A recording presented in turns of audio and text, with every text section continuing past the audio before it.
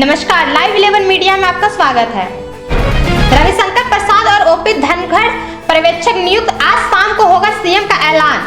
आज यानी बुधवार को रांची को नया मिलने वाला है। इस बार दिल्ली में भाजपा ने ऐतिहासिक जीत दर्ज की है। बीजेपी ने 70 में से 48 सीटें जीती, जबकि आम आदमी पार्टी के खाते में सिर्फ 22 सीटें आई थी। रविशंकर प्रसाद और ओपी धनखड़ पर्यवेक्षक नियुक्त हुए। रामलीला मैदान में 20 फरवरी को होगा शपथ ग्रहण समारोह। आज शाम को 7 बजे हो सकता है सीएम के नाम का ऐलान। शेख हसीना का बांग्लादेश वापस लौटने का वादा। मोहम्मद यूनिस ने दिया जवाब। भारत और बांग्लादेश के बीच उतार चढ़ाव भरे रिश्तों के बीच का एक सबसे अहम मुद्दा शेख हसीना को लेकर बना हुआ है। बीते साल 5 अगस्त को बांग्लादेश से भारत आ गई थी, तब से वो यहीं है। चैंपियंस ट्रॉफी का पहला मैच पाकिस्तान ने जीता टॉस। न्यूजीलैंड की पहले बल्लेबाजी। बुधवार को आईसीसी चैंपियंस ट्रॉफी 2025 का पहला मुकाबला पाकिस्तान के कराची स्टेडियम में पाकिस्तान और न्यूजीलैंड के बीच खेला जा रहा है। दिल्ली के नागालोई में लगी भीषण आग। एक शख्स ने दूसरी मंजिल से कूदकर बचाई जान। गैस लीक होने की वजह से एक घर की पहली मंजिल पर आग लग गई थी। ये आग तेजी से ऊपर की मंजिलों की ओर बढ़ रही थी। ऐसे में ऊपरी मंजिल में रहने वाले लोगों को काफी डर गए थे। झारखंड के गिरिडीह में मैया सम्मान योजना में गजब का खेल हुआ है। कुछ दिन पहले ही एक ही खाते में 2 लाभुकों की राशि आवंटित होने का मामला सामने आया था। इसकी जांच चल ही रही थी कि अब एक ही खाते में 4 महिला लाभुकों की राशि भेज दिए जाने का नया मामला सामने आया। यह खेल किया है एक सीएससी संचालक ने। उसने अपने बेटे के बैंक खाते में लाभुकों का पैसा भेज दिया है। इस मामले को लेकर वीडियो ने सामाजिक सुरक्षा के सहायक निदेशक को पत्र लिखकर उक्त राशि की रिकवरी करने के साथ साथ गलत ढंग से पोर्टल पर अपने खाता की एंट्री करने के मामले को लेकर सीएससी की आईडी को रद्द करने की मांग की है। साथ ही 4 लाभुकों की सम्मान राशि की रिकवरी करने की मांग की गई है। अंतरिक्ष में ही सुनीता विलियम्स को छोड़ना चाहता था बाइडेन प्रशासन। ट्रंप और मस्क ने क्यों किया ऐसा दावा? सुनीता विलियम्स की वापसी को लेकर अमेरिकी राष्ट्रपति डोनाल्ड ट्रंप और उनके सलाहकार एलन मस्क ने एक बड़ा दावा किया है। राष्ट्रपति ट्रंप ने दावा किया है कि बाइडेन प्रशासन उन्हें अंतरिक्ष में ही छोड़ने वाला था। एलन मस्क ने भी उनकी बात पर सहमति जताई है। मार्च में सुनीता और बुच ड्रैगन स्पेस क्राफ्ट में बैठकर वापस आने वाले हैं। मार्च में अंतरिक्ष पर वापस आ रहे सुनीता विलियम्स और Butch Wilmore dragon space craft में बैठकर वापस आ रहे हैं। दोनों अंतरिक्ष यात्री डिजिटल डेस्क, नई दिल्ली। भारतीय मूल की अमेरिकी अंतरिक्ष यात्री सुनीता विलियम्स जल्द ही धरती पर लौटने वाली है। वो स्पेस में पिछले कई दिनों से फंसी है। 5 जून 2024 को बोइंग स्टारलाइनर नाम के स्पेस क्राफ्ट से नासा के एक मिशन पर गई थी, लेकिन स्पेस क्राफ्ट में आई खराबी की वजह से वे और उनके को-वर्कर बुच विल्मोर स्पेस में ही फंस गए। कौन है नवीन कुरेले? 550 करोड़ की बेनामी संपत्ति। कानपुर की पान मसाला कंपनी के ठिकानों पर 128 घंटे चली रेड। कानपुर के एसएनके ग्रुप आयकर टीम की रेड 6 दिन बाद खत्म हो गई। जांच में 550 करोड़ बेनामी संपत्ति, 100 से ज्यादा बोगस कंपनियां और 23 करोड़ के टैक्स की चोरी का खुलासा हुआ है। कानपुर में आयकर विभाग ने एसएनके पान मसाला ग्रुप पर छापेमारी के दौरान 550 करोड़ रुपए की बेनामी संपत्ति और 23 करोड़ की टैक्स चोरी मिली है। टीम ने सभी दस्तावेज और इलेक्ट्रॉनिक डिवाइसों को जब्त कर लिया है। आंकड़ा बढ़ने की भी उम्मीद है। सभी के बयान भी दर्ज किए गए। इतना ही नहीं, ग्रुप की 100 से अधिक बोगस कंपनियां भी मिली है। दुल्हन का दिल कर गया दगा। दूल्हा करता रहा फेरों का इंतजार। मातम में बदली शादी की खुशियां। दूल्हा फेरों के लिए दुल्हन का इंतजार कर रहा था, लेकिन दुल्हन नहीं, उसकी मौत की खबर आई।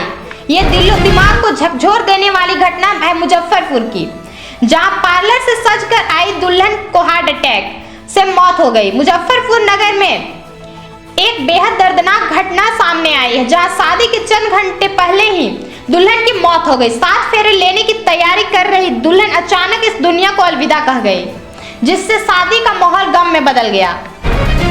एक साल में 1.25 लाख नौकरी, 150 यूनिट फ्री बिजली, 9 एक्सप्रेस वे। वित्त मंत्री ने किए बड़े ऐलान। राजस्थान में वित्त मंत्री दिया कुमारी बजट पेश कर रही है। इस दौरान उन्होंने कई बड़ी घोषणाएं की है।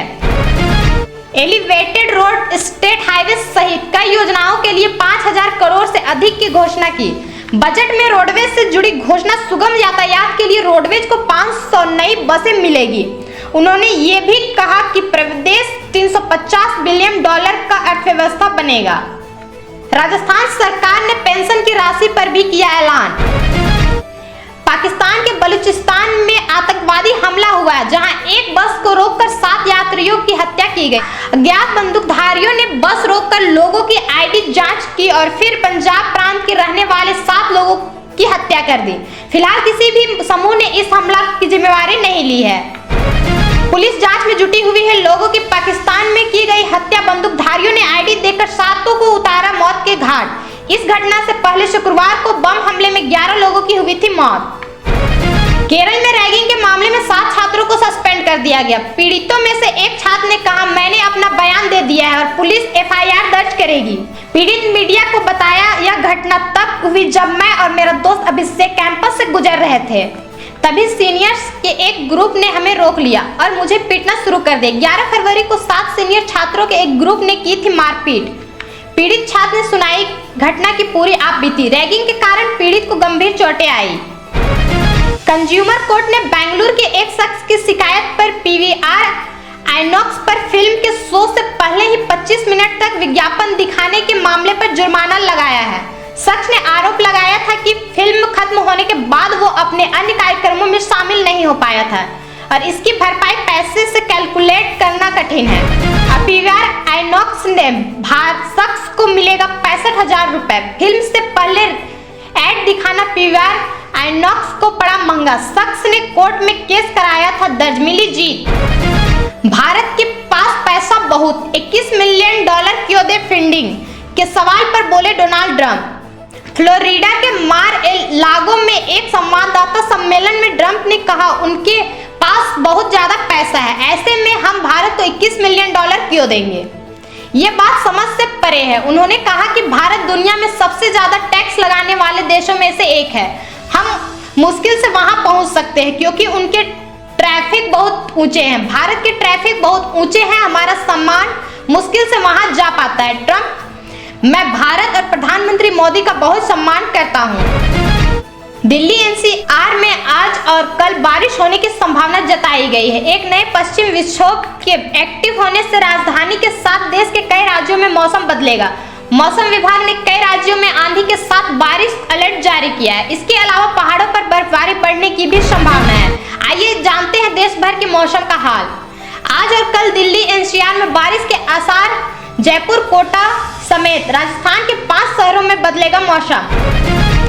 JPSC अध्यक्ष की नियुक्ति को लेकर अंबा प्रसाद ने मुख्यमंत्री हेमंत सोरेन को लिखी चिट्ठी। कांग्रेस की राष्ट्रीय सचिव और बंगाल की सब प्रभारी अंबा प्रसाद ने मुख्यमंत्री हेमंत सोरेन को JPSC अध्यक्ष नियुक्त करने को लेकर चिट्ठी लिखी है। पत्र में अंबा प्रसाद ने प्रतियोगिता परीक्षाओं में देरी को देखते हुए JPSC अध्यक्ष और JPSC JSSC परीक्षाओं का कैलेंडर जारी करने की मांग की है।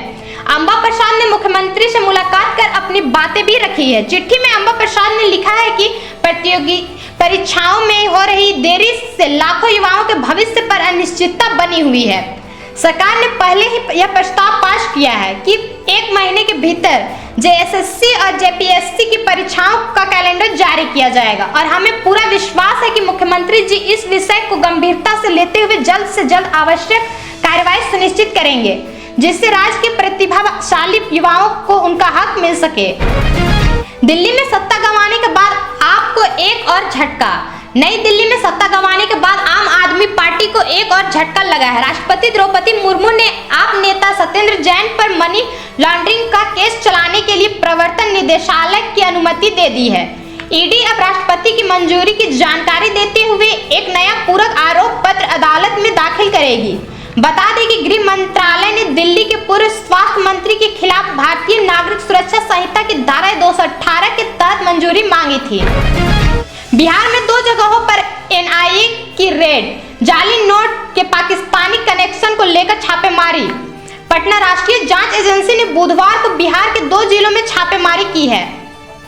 NIA की टीम आतंकी कनेक्शन को लेकर भागलपुर और भोजपुर जिले में रेड की है।